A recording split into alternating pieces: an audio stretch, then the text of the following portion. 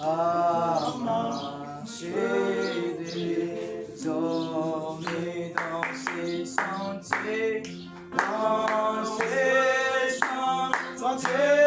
de grâce, les supporter, monter, alléluia, où tu laissas la trace et ton humilité, tu passeras sur la terre, dans l'île des phares d'amour. Et tu dis, je vous aime, mille aimés comme moi, enfant, faites de même, l'amour est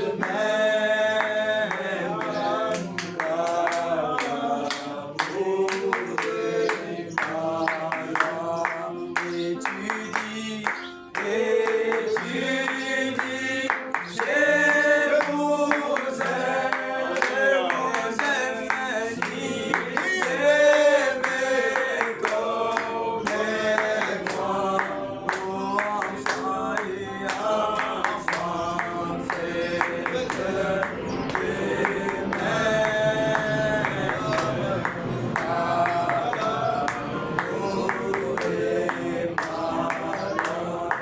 et mon esprit s'érange à cette loi d'amour pour vivre ta louange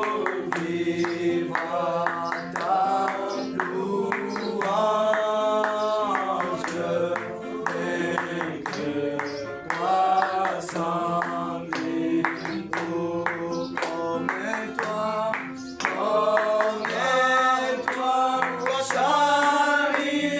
toi, charitable, patient, humble et doux, alléluia, singulier, irréprochable, faisant du bien à tous. Que notre Dieu, le Seigneur, se bénisse. Amen. On peut se tenir debout alors. Nous allons prendre notre écriture de base qu'on avait lue l'autre fois. Nous sommes dans le livre des Jean, chapitre 21. L'autre fois, on avait commencé du 1er au 17e. Aujourd'hui, on va commencer du 15e jusqu'au 17e. Ce ne serait pas trop long et nous allons prier. La Bible dit, après qu'ils eurent mangé, Jésus dit à Simon-Pierre, Simon, fils de Jonas, m'aimes-tu, puisque ceux ici même? Il répondit, oui Seigneur, tu sais que je t'aime. Jésus lui dit, paie mes agneaux. Il lui dit une seconde fois, Simon, fils de Jonas, m'aimes-tu? Pierre lui répondit, oui Seigneur, tu sais que je t'aime. Jésus lui dit, paie mes brebis. Il lui dit encore pour une troisième fois, Simon, fils de Jonas, m'aimes-tu? La Bible dit, Pierre fut attristé de ce qu'il lui avait demandé pour une troisième fois. M'aimes-tu? Et il répondit, Seigneur, tu connais toutes choses. Tu sais que je t'aime. Jésus lui dit, paie mes brebis. Amen. Vous pouvez vous asseoir. Alors aujourd'hui, nous allons aborder ce sujet d'une autre manière, de la manière que nous l'avons abordé le mercredi. Alors, je prends Romains chapitre 7. Je serai vraiment focus beaucoup plus sur la Bible. Romains chapitre 7, du verset 14 à 25, la Bible dit ceci. Nous savons en effet que la loi est spirituelle. Mais moi, je suis charnel, vendu au péché.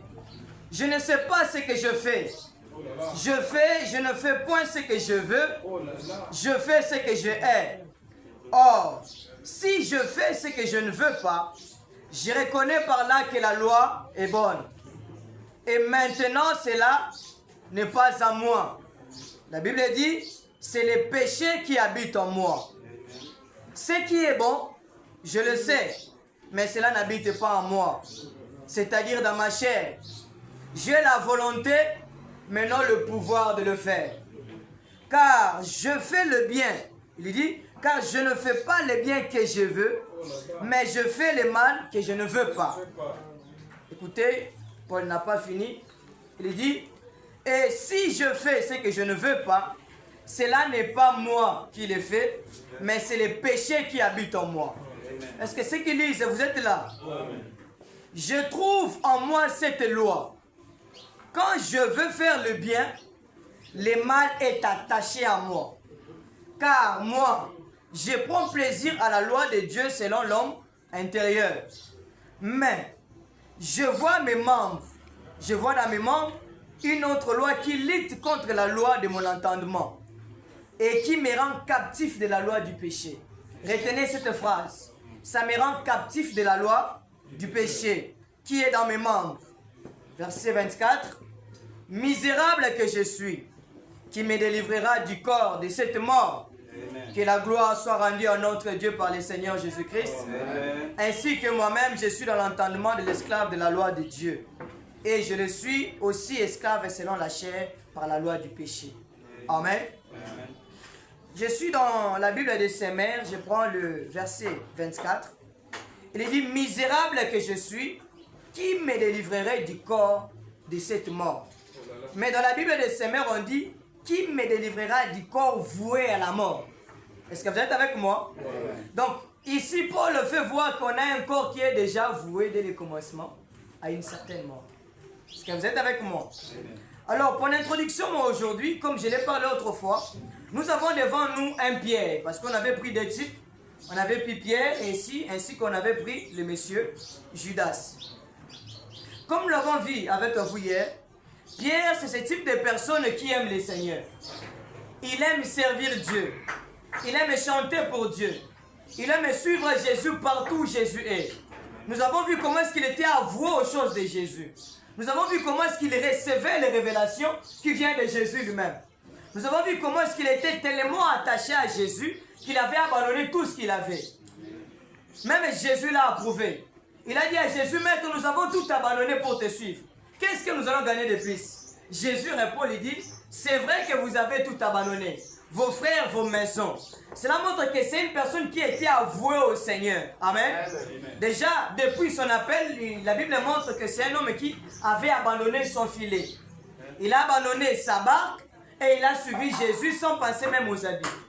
Sans penser à sa famille. Le filet, c'est ce qui lui aidait. Amen. Le filet, c'est ce qui lui permettait de gagner assez d'argent pour nourrir sa famille. Le filet, c'est ça les moyens de bord qu'il avait pour nourrir sa belle-mère qui était chez lui, pour nourrir ses frères, pour nourrir ses enfants, pour nourrir sa femme.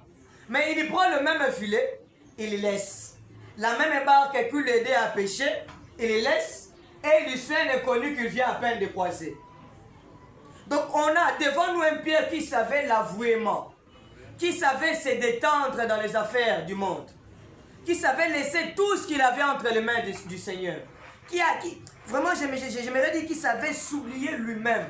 Il oubliait ses propres capacités. Il oubliait tout ce qu'il pouvait avoir de meilleur du monde pour suivre le Seigneur. Mais une triste réalité, c'est que c'est lui qui s'avouait à Christ. Celui qui voulait le Christ, il est né encore 3 fois. Mais là où j'aimerais attirer votre attention, pourquoi ça s'est fait? Avez-vous déjà réfléchi par là? C'est même un Pierre qui recevait les révélations spirituelles. C'est même un Pierre qui suivait la voix du Seigneur. C'est même un Pierre qui aimait Dieu. Mais lorsqu'il est devant une petite épreuve, il rejette le Seigneur. Pas une fois, mais 3 fois. La première fois, on montre qu'il a régné devant une femme. Soulignez ça.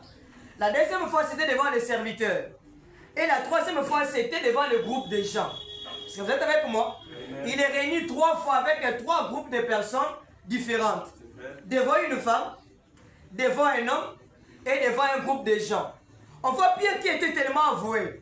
Il était tellement arrogant qu'il montrait à Jésus qu'il aimait beaucoup. De telle manière qu'il disait au Seigneur que même s'il faut mourir avec toi, je mourrai. Même s'il faut aller en prison, nous allons le voir, je vais aller en prison avec toi. Mais devant une preuve, la Bible dit de quelques minutes, il a régné toute la foi qu'il avait au Seigneur. C'est là où Paul dit, dans Romains chapitre 7, les biens que je dois faire, je les connais. Mais cela n'est pas à moi. Est-ce que vous voyez cette prophétie? Amen. Il dit les biens que je dois réaliser, moi je connais les biens. Je sais les biens. Mais la Bible dit pour plus tard que je n'ai pas la volonté, j'ai la volonté de faire, mais non le pouvoir. C'est ça le problème de Pierre. Pierre avait la volonté de suivre le Seigneur. Pierre avait l'envie de suivre le Seigneur. Pierre voulait suivre Christ partout. Il voulait devenir comme Christ. Quand il voyait Christ faire des miracles, je peux le voir dire, un jour je serai comme lui. Quand il voyait Christ faire multiplier le pain, multiplier les poissons, peut-être qu'il se disait, je serai comme lui. Il avait la volonté, mais non le pouvoir. Est-ce que vous êtes avec moi? Amen. Et nous voyons ce même Pierre, après qu'il ait rejeté Jésus, il a régné Jésus 3 fois. La Bible dit, quand il réfléchissait, il pleura. C'est ça l'attitude des chrétiens. C'est ça l'attitude d'un enfant de Dieu. Quand il fait une bêtise, la première pensée qui lui vient, c'est le regret. Il réfléchit sur ses voies. C'est pourquoi Frère Branham prêche une prédication quand j'ai réfléchi à mes voies. Et quand il a réfléchi à ses voies, il a commencé à pleurer. C'est ce que nous avons perdu dans l'église, les gens qui ne savent pas les regrets après avoir fait des bêtises. Il fait tout ce qu'il fait de mal, mais il trouve ça pour lui, c'est meilleur. Mais Pierre, comme un enfant de Dieu, il avait cette volonté. Il pleurait, mais il n'avait pas de pouvoir. Donc ce qui lui compliquait, c'est qu'il n'avait pas de pouvoir sur lui-même. Il n'avait pas de pouvoir sur sa propre chair. Il ne pouvait pas contrôler ses émotions. Il ne pouvait pas contrôler ses sentiments qui étaient forts. Mais nous allons aussi voir un Pierre, si Dieu nous faisait grâce après la Pentecôte. Là, c'était un autre type. On le fouette, il revient, il prêche l'évangile. On le tape, il revient, il prêche l'évangile. On le condamne, il revient encore. Les attitudes changent. Amen. Amen. Pierre était devenu comme le fou de Gadara. Est-ce que vous connaissez le fou de Gadara? Amen. Frère Branham en parle. Il dit le fou de Gadara, c'était une personne merveilleuse avant qu'il devienne fou. Mais, par rapport aux circonstances de la vie, ce qui lui était arrivé par les gens de la communauté, on a jeté des démons sur lui. Et Frère Branham dit qu'il était l'espoir de toute une famille. Toute une famille espérait sur lui, mais on lui a jeté des démons. Et Frère Branham dit, c'est lui qui a les jumelles qu'il faut, n'est-ce pas? Yes. Il dit que ce fou-là, il était des fois, il est calme, sa mémoire rentre. Il se souvient qu'il a une femme. Il se souvient qu'il a des enfants. Il se souvient qu'il avait une maison. Il se souvient qu'il a une famille. Et quelque temps, il devient encore fou. On dit c'est l'attitude de l'église aujourd'hui. L'église est comme le fou de Gadara. Aujourd'hui, il fait une bêtise. Il continue demain. Et quelques temps plus tard, c'est comme si la conscience lui revenait. C'est comme si ça disait, bon, ce que je fais là, est-ce que c'est bien ou c'est mal? Et quand il réfléchit, comme il n'a pas le pouvoir, il n'a que la volonté, il retourne dans ses bêtises. Est-ce que vous êtes avec moi? Vous allez trouver ces gens-là partout, comme les gens qui boivent de l'alcool. Vous allez les trouver aujourd'hui, il boit, il dit, ah, demain, je vais laisser ça. Il dit, je n'arrive pas. Il y a un autre qui disait, je frappe ma femme. Je n'arrive pas à continuer ainsi. Je dois abandonner. Je dois laisser ça. D'accord. Laisse. Un jour passe, 2 jours passent, le 3e jour, ses amis l'invitent dans un bar. Oh mon cher, venez d'abord, il y a d'ailleurs quelque part ici, mais quand même on peut prendre un verre. Frère Branham me dit un verre, hein? Qui connaît cette question-là?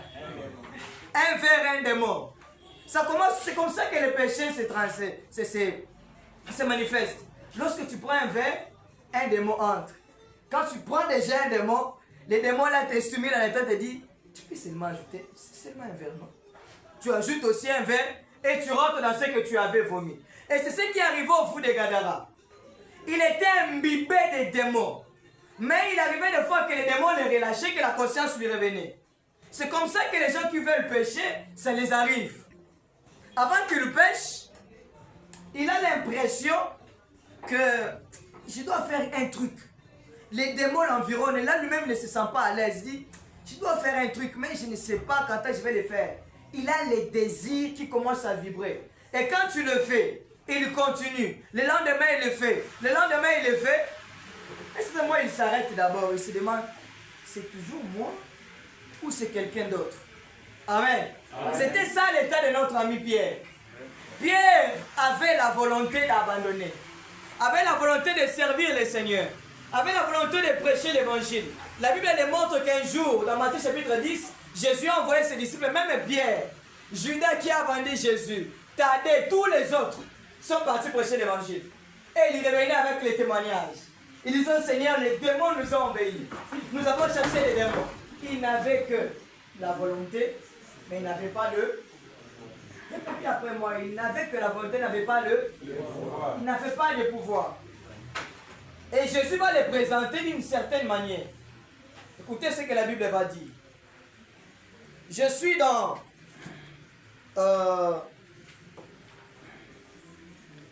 D'accord. Écoutez ce que la Bible dira ici. Je suis dans Romains chapitre 7, toujours le même endroit.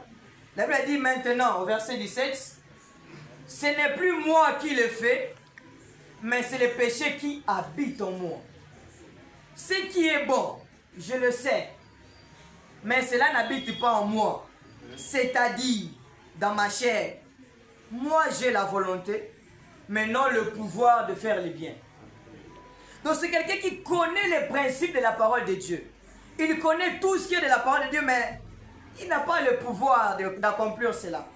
La Bible dit au verset 19, je fais le bien. Il dit, je ne fais pas le bien que je veux, mais je fais le mal que je ne fais pas.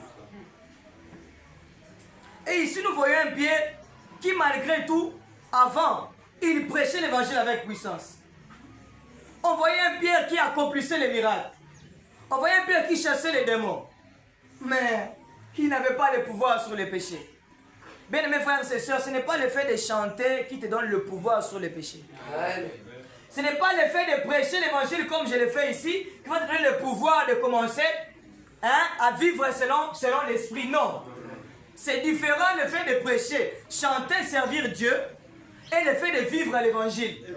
Des choses distinctes. Est-ce que vous êtes avec moi? Tu peux prêcher ici, dès que tu finis, tu pars, tu commences à te masturber. Tu peux chanter ici, frère Madame, il dit, j'ai vu, on va le lire. Il dit, j'ai vu des choristes chanter à l'église. Et il écrit sous onction, tout le monde est sous onction dès qu'il sort. Il peut sortir avec la femme d'un autre. Ça ne te donne pas le pouvoir sur le mal. Tu n'as que la volonté de faire, mais pas le pouvoir de vivre selon l'esprit. Amen. Et on avait un Pierre comme ça. Et Jésus, quand il a vu Pierre, qu'il a appelé un inconverti, est-ce que vous le croyez? Jésus a appelé Pierre un inconverti. Celui qui recevait les révélations spirituelles. Mais Jésus l'appelle un inconverti. Est-ce qu'on peut le lire? Amen. Je suis dans Luc chapitre 22, versets 31 à 34. Le Seigneur dit, Simon, Simon, oh là là, Satan vous a réclamé pour vous cribler comme du froment. Mais j'ai prié le Père à votre faveur. Amen. Est-ce que vous êtes avec moi? Amen. Moi aussi j'ai prié le Père à votre faveur. Amen. Est-ce que vous êtes avec moi? Amen. Il dit, le diable t'a réclamé pour te cribler comme du froment. Mais j'ai prié le Père. Il dit, mais j'ai prié le Père pour toi, afin que ta foi ne faillisse point. Amen. Amen. Et toi, quand tu seras converti, affermis tes frères. Amen. Donc on a un homme qui a accomplissé des miracles mais un converti.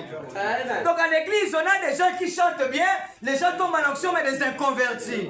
On a des gens qui prêchent l'évangile mais des inconvertis. On a des gens qui sont là propres à l'église avec la cravate mais des inconvertis. On a des gens qui ont la parole de l'impiété mais régnant ceux qui en fait la force. Des hommes et des femmes inconvertis. Mais dans leur cœur, il y a un son qui fredonne, Seigneur, je t'aime, Seigneur. J'ai la volonté, mais je n'ai pas le pouvoir. Oh Seigneur. J'ai envie de te servir, mais je n'ai pas le pouvoir. J'ai vraiment envie de devenir un vrai chrétien, mais je n'ai pas le pouvoir. Il y a un homme à l'intérieur qui me dit le contraire. Il y a un homme à l'intérieur qui me dit de faire ce que je ne veux pas. Les biens que je dois faire là, je le sais. La loi, je le sais. Mais cela n'est pas à moi. Il y a quelque chose d'autre qui est à moi, qui me pointe autre chose. Mais j'ai la volonté de le faire. J'ai la volonté de devenir un vrai serviteur. J'ai la volonté de prier pour les malades. Mais le pouvoir. Est-ce que vous êtes avec moi? Amen.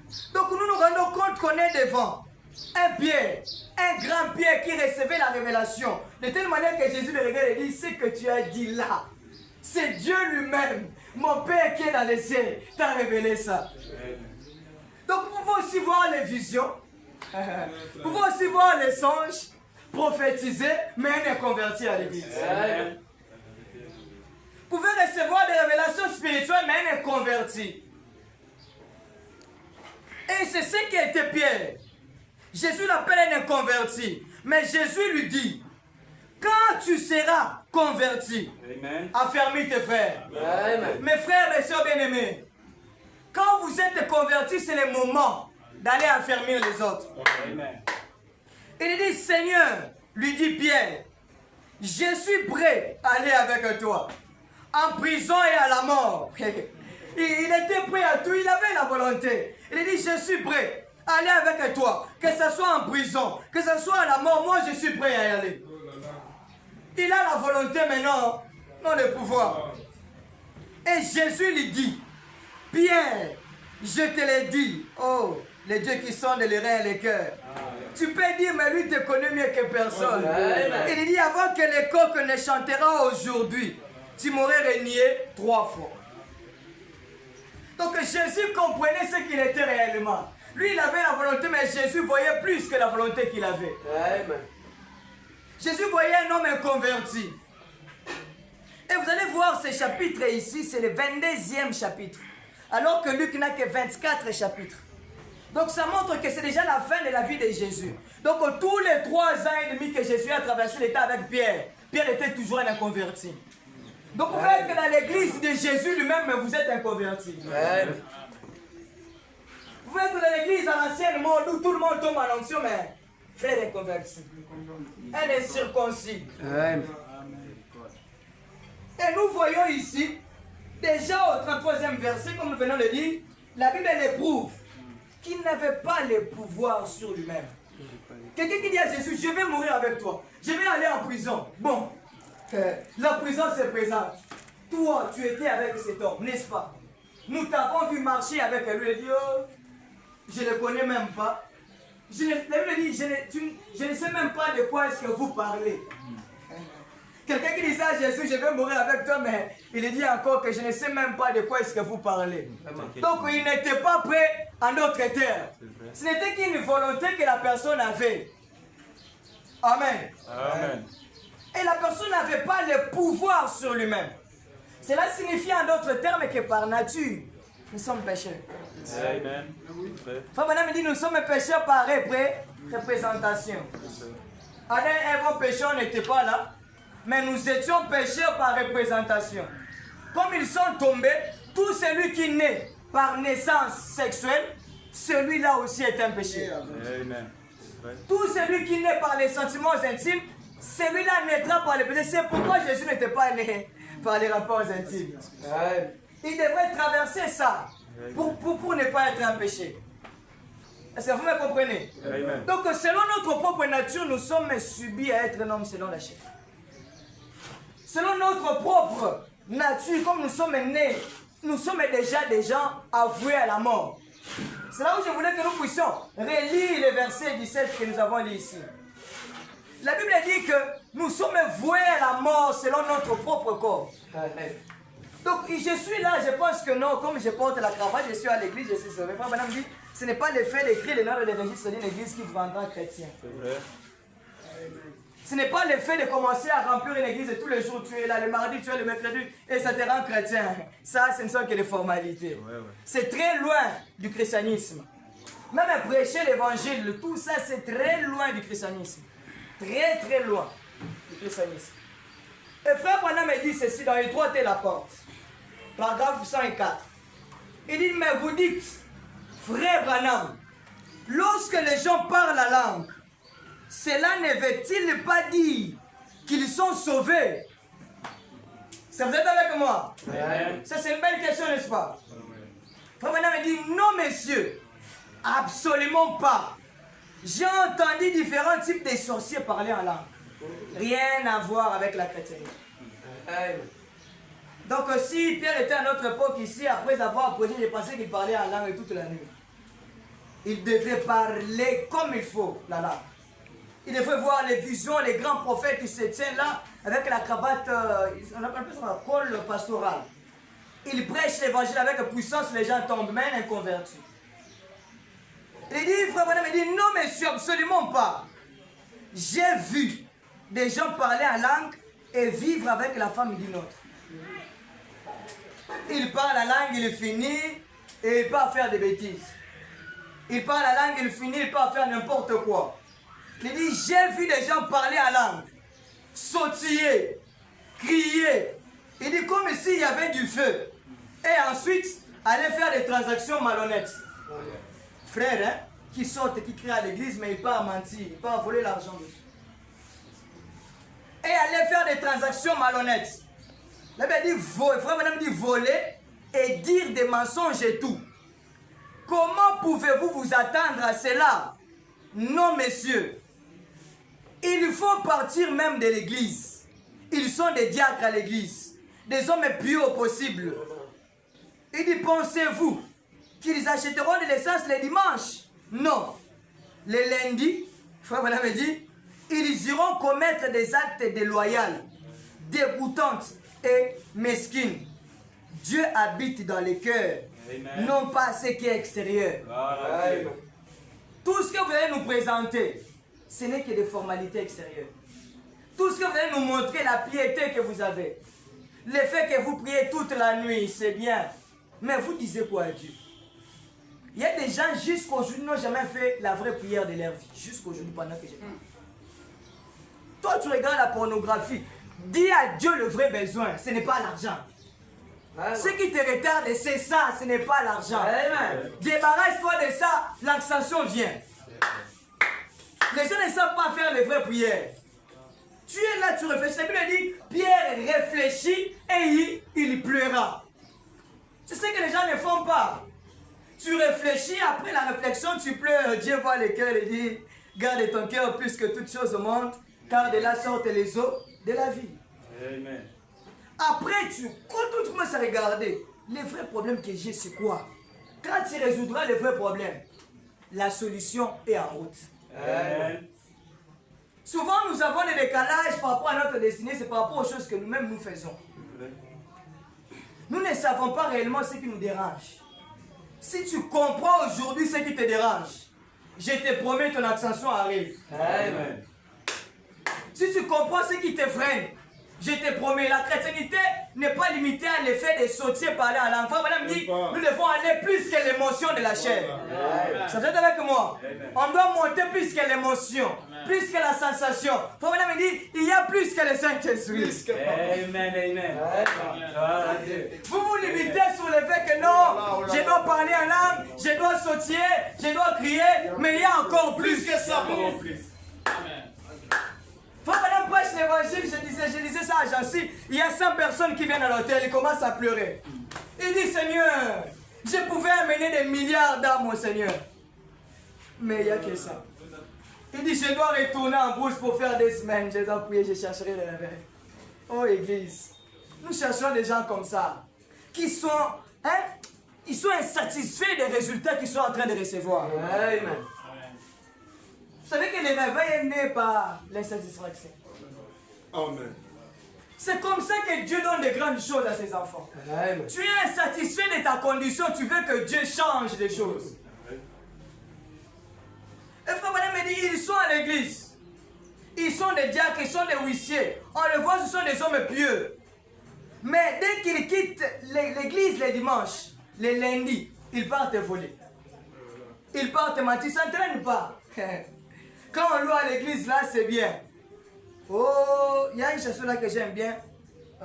Plus de maladies, nous verrons. Vous voyez tout le monde là. Nous verrons notre Seigneur.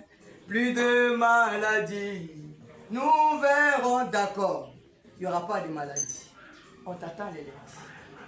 Tous les démons que tu as chantés là qui vont te laisser, tu seras dans l'enlèvement. Voyons voir les lundis s'ils ne seront pas là. Oh là là. Dès que tu quittes les cultes, dès que tu quittes, tous les démons viennent à ton rendez-vous. Il dit, oh, notre ami est de retour. Jésus-Christ dit ceci. Il dit, quand on chasse un démon, et que ce démon-là sort, il part chercher 7 autres démons plus puissants que lui. Maintenant, ce grand frère qui arrive. Oh là là. Merci. Il part chercher 7 autres démons plus puissants que lui et ils viennent. C'est alors qu'une maison non habitée est un lieu pour les brigands. Amen. Ça c'est vrai. Si le Saint-Esprit n'habite pas votre maison, Alléluia. les brigands viennent. Amen. Et il y aura des foudres à l'intérieur. Il y aura des choses horribles qui vont se passer. Faut pas dire le fou de Gandara, est-ce que il est devenu normal et puis il est fâché, il commence à tuer les gens. C'est comme ça. Un homme qui est lié, si Dieu faisait grâce, on devrait parler de ça. La Bible dit celui qui vit dans le plaisir est mort, quoique. vivant. C'est lui qui est dans le plaisir est mort, quoique vivant. Frère Madame dit la mort, c'est une séparation. Et il y a des types de séparation. Il y a une séparation avec les hommes et une séparation avec Dieu. Amen. Mais dans cet état de mort ici, c'est une séparation avec Dieu. Bon, quand tu te sépares avec Dieu, qui va venir? Amen. Les brigands viendront dans ta maison, n'est-ce pas? La Bible dit que lorsque le diable est descendu, c'était pour faire la guerre aux saints. C'est pour faire la guerre à ceux qui sont sur la terre. Mais la suite de la guerre, c'est quoi? N'est-ce pas la captivité? Après la guerre, il y a la captivité. Ils vont vous récupérer pour vous mettre dans la prison. Vous serez assujettis. C'est pourquoi Pierre, en comprenant ces choses, il dit fuyez les convoitises de la chair qui font la guerre à votre âme. Donc il y a des militaires qui tournent tout autour de vous tous les jours. Le convoitise de la chair, ça fait la guerre à votre âme. Et la finalité de la guerre, c'est où? C'est la prison. C'est ce que Frère Madame a vu à l'âge de 14 ans, n'est-ce pas? Il a vu à l'âge de 14 ans une vision qui descendait en enfer. Et il a trouvé là-bas des créatures horribles. Il a trouvé des femmes maquillées, des femmes bizarres à l'intérieur. Il a trouvé avec des plantes, avec des histoires, beaucoup de choses à l'intérieur. Et il a commencé, après il a dit, Seigneur, si tu me fais sortir d'ici, je te promets d'être un bon enfant. Nous connaissons cette histoire. Mais 44 ans, à l'âge de 44 ou 40 ans plus tard, Frère Madame entre dans un magasin et trouve ces mêmes femmes qu'il avait trouvées en affaire dans les magasins. Que dites-vous que c'est? Donc il y a des esclaves qui sont là dans le monde des ténèbres ici, ils sont en cravate. Vraiment, vraiment. Il y a des femmes et des hommes qui à l'église, ils dansent, ils sautent, mais ils ne savent pas qu'ils sont des esclaves. Vraiment. C'est pourquoi je vous dis, vous devez reconnaître votre vrai besoin. Qu'est-ce qui vous dérange? Vous devez briser les liens avec le monde. Vous devez briser les liens avec le diable. Il doit partir. Amen. Ce n'est pas pour nous. Ces choses-là ne nous appartiennent pas. Amen. Ces choses-là, on va les retourner à l'expéditeur. Il y a des chansons que j'ai chantées quand j'étais un enfant, on disait Zongi c'est la satana, biloko naye. Zongi c'est la satana, biloko naye. Tokolonga, pona Yesu, toikampiko, tokomona Yesu. C'est comme ça, vous devez lui retourner tout ce qu'il vous a donné. Vous devez vous comporter comme Pierre, tu réfléchis. Quand je réfléchis à mes voix, qu'est-ce que tu trouves dans tes voix? Ce qui te dérange, oh Seigneur. Quand tu réfléchis dans tes voix, qu'est-ce qui arrive? Oh Seigneur. Sinon, vous serez comme Pierre. C'était un homme fort, un homme qui prêchait l'évangile. Un homme qui avait un avenir à Dieu. Lorsqu'on regardait l'avenir de Pierre, même les autres disciples se rendaient compte que non, Pierre nous dépasse tous. Mais Jésus le montre comme un inconverti. Bon, nous serons qui devant Jésus ces jours-là? Vraiment. Étroitez la porte. Resserrez les chemins qui amènent vers la gloire. Il n'y a que peu qui en trouveront. Nous pouvons être nombreux, nous prêchons l'évangile comme je le prêche. D'ailleurs, quand je prêche ici, je ne vous prêche. Ça commence d'abord par moi. Moi, mes prédications, je voulais toujours dire, ça concerne d'abord moi avant que ça vous concerne. Certainement. Je dois prier pour ça. Et mes prédications, je les reçois dans la prière. Je dois prier pour ça, pour que si Dieu ne transforme pas en moi, je ne peux pas vous le dire. À l'église, il y a beaucoup de gens dans la captivité. Ça, c'est vrai. Amen. À l'église, il y a beaucoup de femmes, et ils sont là, ils ne savent pas que ce que je suis en train de faire ici m'a déjà laissé en enfer. Là, ils ne savent pas.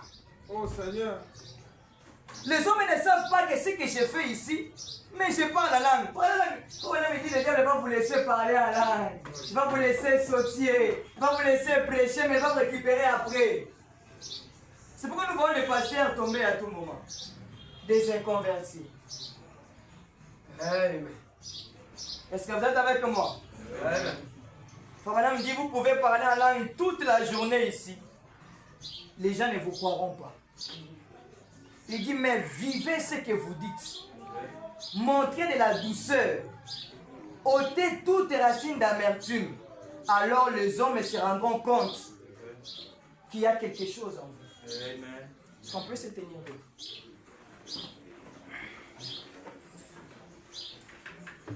Tabanam dit au paragraphe 106. Et droite est la porte, resserrez les chemins, il n'y en aura que peu qui en trouveront. Il dit, ceux qui, du temps de Noé, étaient sauvés, n'étaient qu'au nombre de 8 sur des millions.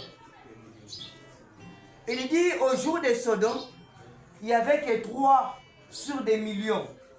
Et il en sera de même à la venue du Fils de l'homme. Les moments qu'on a ici, ce sont des moments de consolation. Ce sont des moments où nous devons nous rapprocher de Dieu. Amen. Moi, personnellement, je ne prêche pas une prédication pour faire tenir debout les gens. Peut-être si vous tenez debout, peut-être ça vous a touché, gloire à Dieu. Mais je prêche pour que quelqu'un puisse avoir une relation avec Dieu. C'est ce que je veux. Ce que je veux, c'est que quelqu'un s'approche de Dieu. Que quelqu'un aime le Seigneur. Que quelqu'un aime la prière. Que quelqu'un puisse savoir que les gens nous observent. Nous devons leur montrer qu'il y a des saints sur la terre. Amen. Nous devons leur montrer que les saints de la terre ont encore de la saveur. Amen. Ils doivent sentir que dans notre cas, il y a encore des fils et des filles de Dieu qui peuvent relever les défis. Ce n'est pas au passé de relever les défis, c'est aux croyants de relever les défis. Je me pressure là-haut du ciel, nouvelles autres.